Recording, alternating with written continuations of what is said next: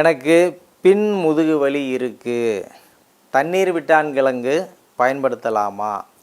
எனக்கு உடல் சூட்டினால் வலி இருக்கிறது, தயவு செய்து சொல்லுங்கள் அப்படின்னு கேட்டிருக்காரு. அதீதமான உஷ்ணம் இருந்தால் கூட முதுகு வலி வருன்றதை நீங்கள் பார்த்துக்கோங்க. நிறைய பசங்களுக்கு வருவதற்கான காரணம் டூ வீலரில் ரொம்ப அதிகமாக சுற்றுறது, ஸ்பைனல் கார்டு ஸ்ட்ரென்த்தன் இல்லாமல் கண்ட பழக்கத்தை பயன்படுத்திக்கிறது.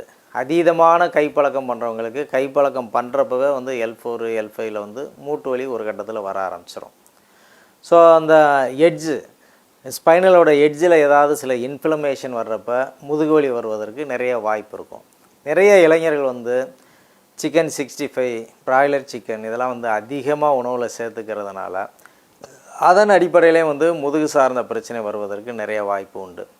நிறைய பேர் தண்ணியே குடிக்கிறதில்ல. என்றைக்காவது ஒரு நாள் 1 லிட்டர் குடிப்பான், அது பீராக இருக்கும்.